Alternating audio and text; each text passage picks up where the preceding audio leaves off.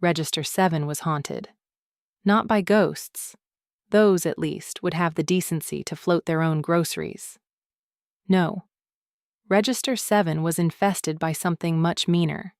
The shrill, shrieking entropy of Central Florida and all its damp, sun-baked humanity.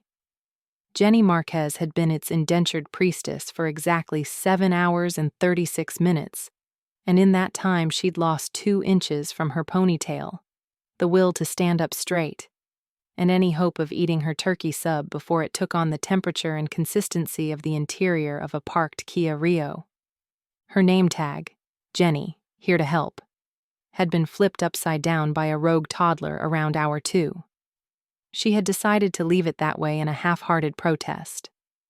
Next, she said, in the dry, paper-cut monotone that came from a childhood spent inhaling chalk dust and questionable cleaning supplies.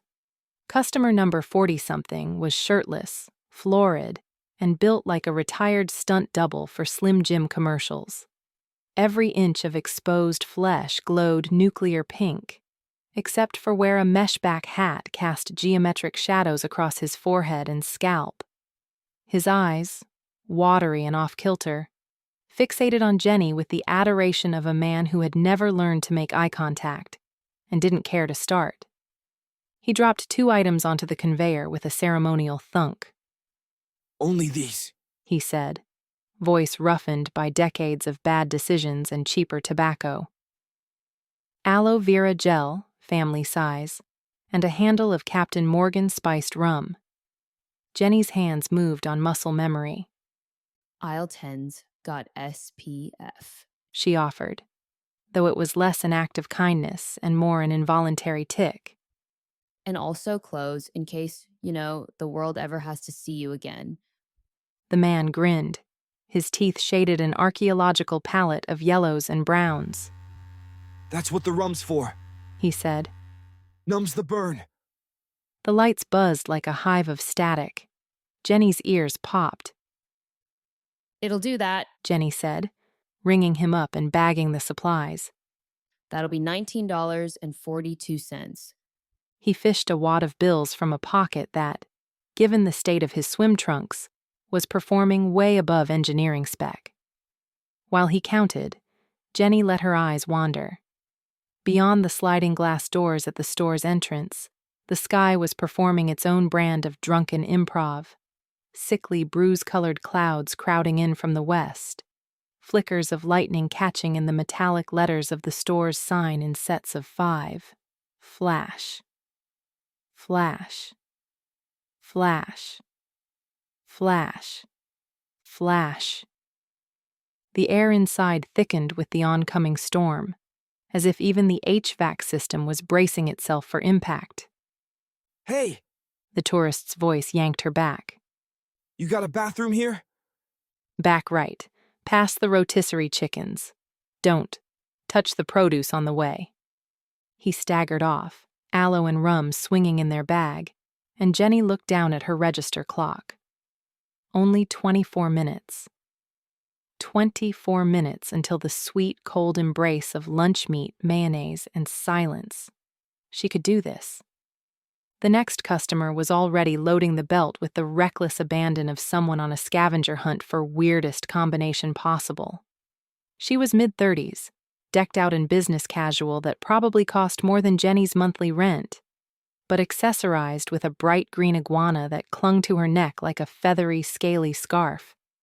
The iguana blinked its third eyelid in serene judgment. Jenny gave the iguana a nod. That a service animal or an emotional support reptile? It's for my daughter's science project. The woman snapped, as if Jenny had accused her of a federal crime. And he prefers companion lizard. Thank you. The groceries, kombucha, a child-sized helmet, 3 bags of gluten-free pretzels, and a boxed set of the Fast and Furious franchise, slid under Jenny's scanner.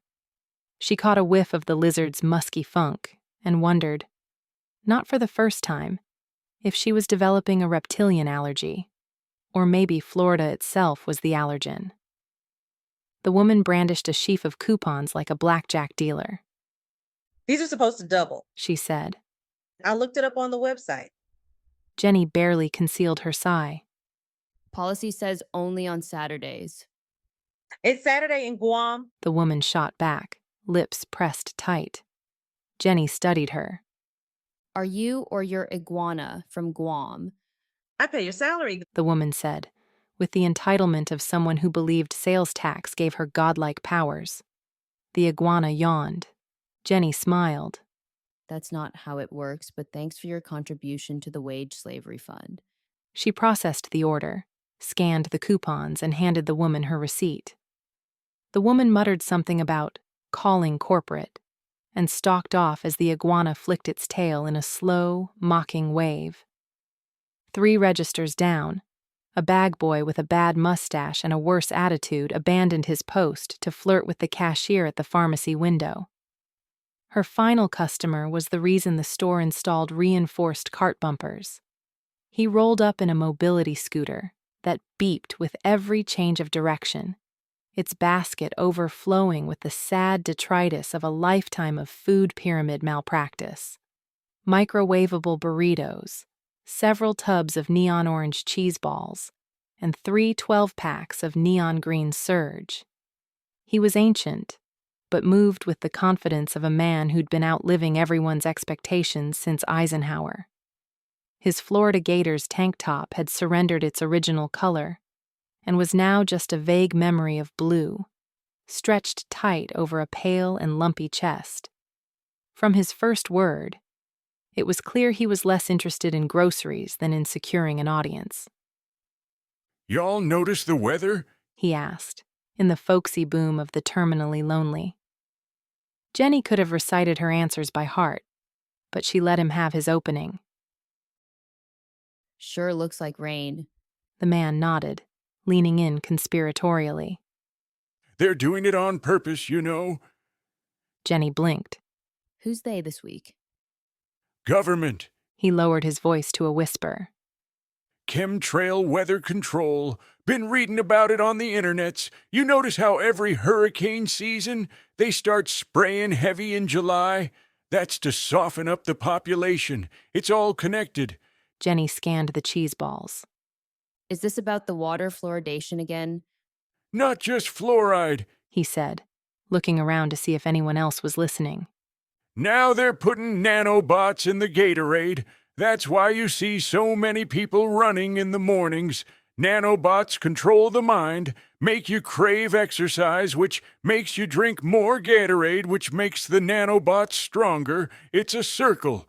She bagged the groceries, each item landing in the plastic sack with a thunk. That's terrifying. She said, keeping her expression neutral. Spread the word, darling. It's the only hope. He handed over a crisp 5, then peeled away, scooter beeping in reverse as he navigated through a maze of displays. Jenny watched him go, then exhaled, long and slow, like letting the air out of a dollar store pool float. She counted her register twice, fished a stray nickel from the coin slot, and typed her closing code into the terminal. Beyond the glass, the parking lot had already emptied out, and the storm was painting the sky in violent, unpredictable flashes. She imagined the turkey sub waiting for her in the break room, soft bread and salty cold cuts, and the sweet finality of a day finished. The automatic doors shuddered on their tracks as a blast of wind slammed into the building, rattling the carts in their bays. Jenny paused, one hand on her register, and watched as the first sheets of rain swept across the asphalt, battering the windows and the brave souls who hadn't made it to their cars. She glanced at the clock. 13 minutes until they locked the front door. She'd done it. Her stomach rumbled, one last desperate plea. Just 13 more minutes, she thought. And then, no matter what the universe cooked up, the world could finally let her eat in peace. Jenny had just about finished her end-of-shift ritual of wiping down her conveyor belt when Roy Daniels oozed into her peripheral vision, rolling a mop bucket in front of him with one hand and holding his phone with the other. Roy was the last line of defense between the store and total chaos, but only if the battle was fought in memes, not mops.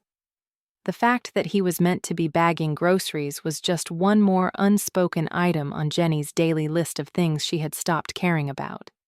You seeing this, Jenny? He stage whispered, thrusting his phone screen into her face like a badge. Storm's moving in, and it's not even on the Doppler. Jenny blinked. The display was a blur of squiggly lines, color maps, and Reddit posts with titles like, "Is this the big one?" and "Portal Energy confirmed." She blinked again, but the images didn't get any less stupid. Wow. She said. A weather event in Florida. Stop the presses. Roy licked his lips, his face gleaming with a sweat born of equal parts humidity and pure, uncut paranoia. No, dude, you're not listening. It's not just weather. Look at this. He jabbed at the phone, pulling up a series of blurry screenshots that could have been hurricane spirals, or maybe a photo of a toilet mid-flush. They're calling it a Type 5 anomaly on the Discord. Roy said. That's the same number of flashes I counted outside in the last 2 minutes. Fives, Jenny. Always fives. It's like the universe is, I don't know, counting down to something. Jenny made the mistake of glancing outside. Sure enough, the lightning was strobing in uneven, off-tempo bursts, and each time it illuminated the parking lot, the outlines of abandoned carts seemed to inch closer to the door. I'm sure it's just a coincidence, she muttered. Roy wasn't having it. He angled his phone toward her again, nearly dropping it into the mop water. Jenny reached into the drawer for a fresh roll of register tape and considered wrapping it around Roy's head just to muffle him. The only 5 I care about is when it's 5 minutes before my shift is over. Roy ignored the dig. I'm telling you, man. I've been tracking the barometric pressure on my app, and there's no way this is natural. 5 times in the last hour. Always fives. Last time the weather was this weird, my aunt's cat started speaking Latin. Jenny resisted the urge to punch herself in the face. Did your aunt maybe have, I don't know, a radio on or a mild concussion? Not funny. Roy snapped. Cats are sensitive. They're like, what do you call it? Canaries in a coal mine, except with the supernatural. Jenny started counting the cash drawer, a ritual she performed when she wanted to appear busy enough to avoid further human contact. Look, Roy, if you want to believe in Bigfoot, Chupacabra, or whatever's currently squatting in the break room microwave, that's your business. But the only thing I care about right now is eating my sandwich and getting the hell out of here before the lightning fries the automatic doors and locks us in. Roy glanced toward the break room, as if he'd forgotten such mundane things as food existed. You got a sandwich tonight? What kind? Turkey, provolone, banana peppers. The words came out more wistful than she intended. And if you even think about touching it, I will put you through the deli slicer. Roy grinned, revealing a mouthful of teeth that looked, for all the world, like they'd been personally insulted by the concept of dental hygiene. I wouldn't dare, but I am going to get a picture of the sky before it all goes nuts. He started off, then swiveled back, his face gone suddenly serious. You know, if it gets bad, you should probably stay away from the windows. Last year's hailstorm, a sheet of glass almost took off my cousin's thumb. Is that the same cousin who runs the YouTube channel where he films himself drinking gasoline? Roy considered this. No, that's his stepbrother. The lights overhead flickered, fluorescent hum sharpened to a dentist's drill whine. A moment later, thunder stuttered over the roof, like dice rattling in a cup, rattling the suspended ceiling tiles. Jenny's hands froze over the register as a zap of static electricity bit her fingertips. Great. Now even the building was trying to assault her before her shift ended. She glanced at the clock, now frozen at 8:55, and the sense of being in a holding pattern, a weird, suspended state, settled in her chest. Maybe Roy was right. Maybe something was up. Or maybe she was just more tired than she'd realized and needed to get some bread and lunch meat into her before her brain started making connections that weren't there. She loaded the cash drawer, locked it, and ran a hand over her hair, feeling the rubber band threatening to give out at any moment. Roy! She called, spotting him near the entrance with his face pressed to the glass. If you're gonna document the end of the world, at least get my good side. He lifted his phone and snapped a pic, catching her with her eyes mid-roll. Perfect. He called back. I'll tag you in the post-apocalypse. A new pulse of lightning lit the sky, and for a split second Jenny thought she saw the reflection of something else in the glass, something hunched and pale and watching from the parking lot. But it was probably just the refraction off the security camera dome, or a trick of afterimages. That's what she told herself anyway. Roy narrated into his phone like a conspiracy theory podcaster on meth. Subject exhibits classic signs of denial, but further observation may reveal latent abilities. He muttered, casting a suspicious eye back at Jenny. She flipped him the bird with one hand and, with the other, snatched her sandwich from the break room fridge. If the world was ending tonight, she'd at least do it on a full stomach. There were 3 minutes left until closing, which meant it was time for the ceremonial sprint of the damned. The last vestiges of humanity, meaning the people too dense to notice closing in 15 minutes announcements, were stampeding the aisles for chips, beer, and, in one memorable case, 24 cans of baked beans. Jenny kept one eye on the clock and the other on the nearest exits, hoping the storm would be kind enough to thin the herd before anyone asked for a price check. At 9:15 on the dot, she locked her register, flipped the lane closed sign with a flourish, and let herself imagine the taste of turkey and banana pepper in her mouth. The sandwich was on her mind so hard she nearly missed the sudden hush that fell over the store, the way the background hum of freezers and overhead speakers faded into a wet, electrical silence. The glass doors at the front flexed under a sudden gust. The wind was going full apocalypse, bending palmetto trees double and tossing plastic bags across the parking lot like albino jellyfish. Roy stood glued to the window, narrating into his phone for the benefit of whoever followed his live journal, or possibly a Homeland Security watch list. I'm telling you. He called back, voice raised above the shriek of wind. The EMF spikes are way, way higher than last time. This is prime portal activity, right here. If you feel a tingling in your gums, that's the sign. Jenny, who had lived through enough hurricanes to know the difference between tingling and please seek medical attention, finished logging out of her shift and shoved her drawer into the safe. She ducked into the break room just long enough to grab her sandwich and her battered umbrella. Outside, the rain made the kind of sound you usually only hear when God is pressure washing the planet. A single customer remained standing at the front entrance, a stringy, wiry woman in a rain poncho made from a garbage bag, her cart loaded with enough instant noodles to outlast a siege. She eyed Jenny with suspicion, as if the sandwich in Jenny's hand were contraband. We're closing up. Gonna need you at the register. Cards only. The woman scuttled forward, groceries thudding onto the conveyor in clumps. Roy abandoned his vigil and wandered over, still tapping on his phone. The lights flickered, then stuttered, then held steady. Jenny's stomach did a backflip. She scanned the noodles, the candy, the one-off editions, a single latex glove, a pregnancy test, a roll of duct tape, all with the steady rhythm of a funeral drum. Every so often the thunder would crack right overhead, and the whole place would tremble. The woman paid in singles, counting each out loud and holding them up to the light as if she expected them to sprout legs and run away.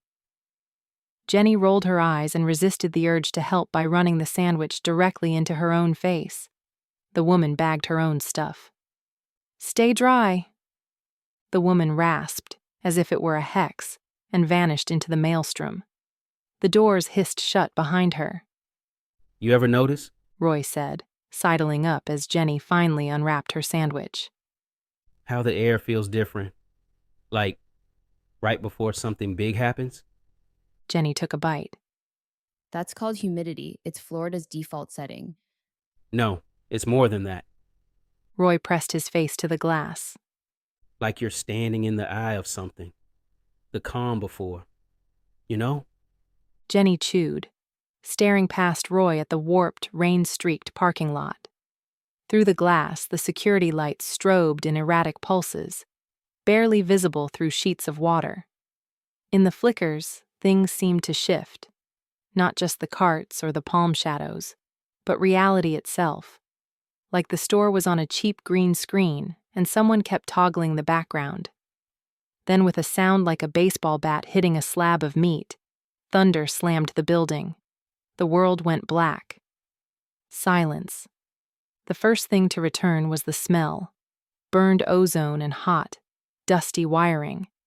Then a stuttering whine as the backup generator wheezed to life, bathing the store in sickly, emergency orange light. Jenny blinked, disoriented. The silence had teeth. Then, a new sound. A slow, wet squelch, as if someone had upended a gallon of water onto the linoleum. The automatic doors retched open. Damn it. Why hadn't they locked those yet? For a heartbeat, nothing happened. Then a man oozed through as if the storm had coughed him up. He looked like he'd gone through a washing machine on the extra deranged cycle. Wild blonde hair slicked to his scalp. A sunburnt face flushed with purpose, and clothes that screamed, flea market clearance rack. His flip-flops left prints that sizzled faintly on the tile. He paused in the entrance, dripping, and did a quick scan of the store. His gaze landed on Jenny, then Roy. Then, with unnerving focus, back on Jenny. He walked with the cracked energy of a game show contestant who'd just been told he could win it all or lose everything. Hey, Jenny called, sandwich still half raised. we're closed. The man ignored her, pacing forward. His hands jittered with an energy that didn't match his dead-eyed calm. Roy, for once, had the good sense to step back. Jenny, He whispered. he's not local. I'd remember. The man stopped 6 feet from the counter, just inside the ring of light thrown by the generator. He reached into his jacket, an old polyester relic patterned with faded pineapples, and pulled out something Jenny at first took for a weapon, then realized was a battered, oversized dice cup. Like the kind from some board game, but larger, and oddly greasy. Nobody spoke. He raised the cup overhead like a priest with a chalice, and spoke with a voice that buzzed like it had been through a meat grinder. None of you are leaving. He turned the cup upside down, and a handful of huge dice tumbled out, clattering across the countertop. Jenny, who prided herself on being unshakable by Florida weirdness, felt her skin crawl as the dice spun, slowed, and settled, all showing the same face. 6. The man grinned, showing off teeth that looked like they'd been hand-chipped from coral. The universe picked this place, He said. this moment, these people. Jenny's hand, still holding her sandwich, hovered over the register drawer. She couldn't move. Not out of fear.